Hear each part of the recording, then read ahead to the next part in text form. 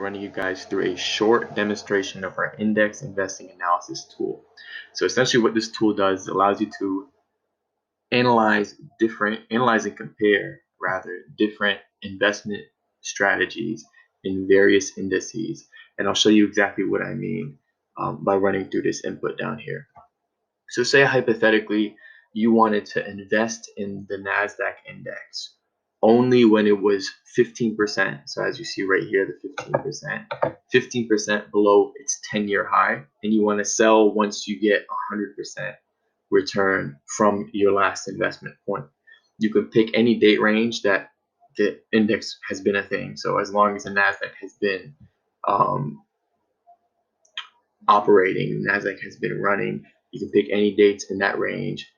Pick how much you want to invest every day or save every day, depending on if it meets your criteria. And you get to compare that to someone who just invested in that same index over that same period of time indiscriminately, and someone who invested in that index, did not invest in any indexes, just saved all of the money in cash, where you would be at the end of that time frame. So I'm going to go ahead and run 3 different strategies. So you can run up to 3 different strategies side by side to compare.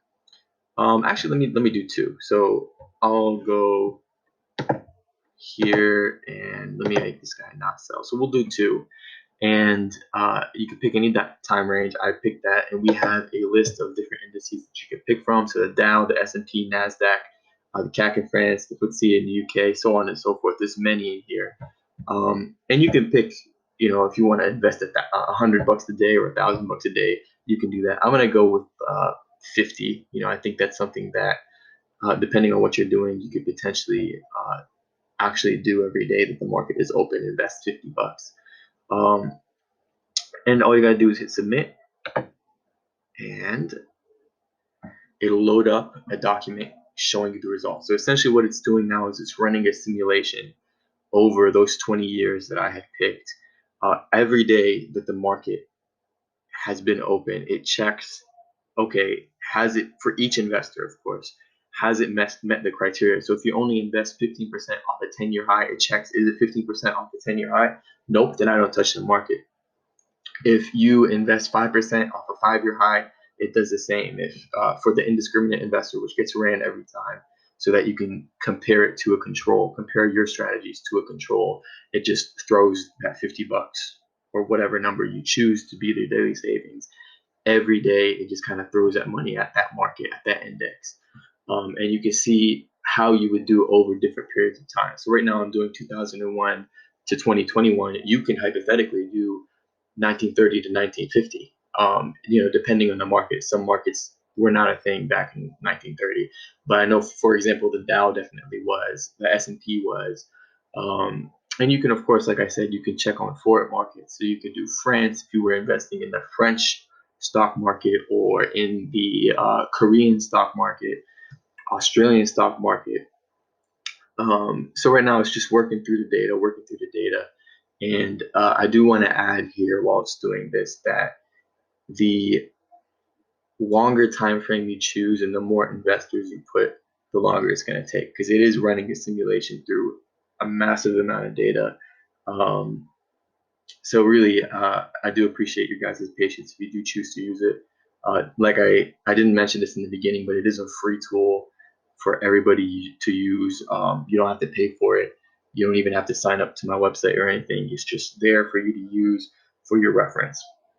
So okay, we get this nice output sheet right here, this nice page, and if you want to see your results, boom, you get a nice convenient chart showing you exactly what happened over that time period, what your return would be. So here you can see the person who only buys when the NASDAQ is 15% below its 10-year high, and sells when the market is 100% over the market price of their last investment.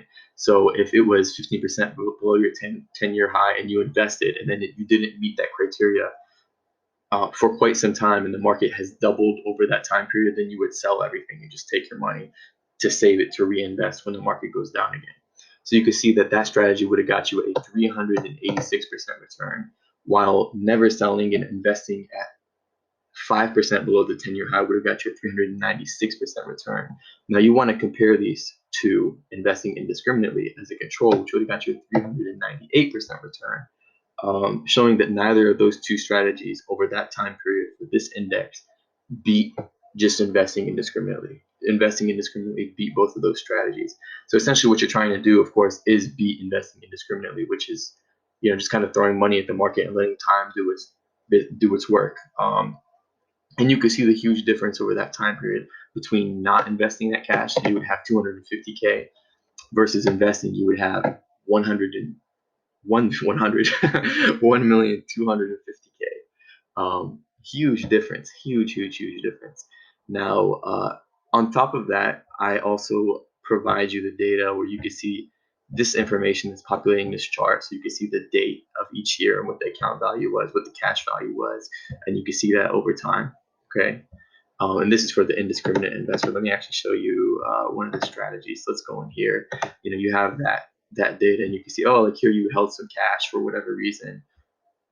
I guess it didn't hit that 5% below 10-year high, so you were just holding on to cash until it met that criteria.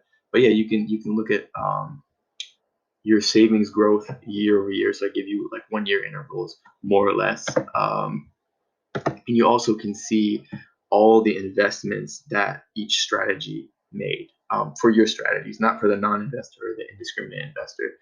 Because for the indiscriminate investor, it's every day. For the non-investor, it's no investments. So you can see all the investments you made, how much money you put in, what the price was, percent below the 10-year high. So in 2001, there was a little market crash. So it automatically met this person's criteria, the strategy's criteria.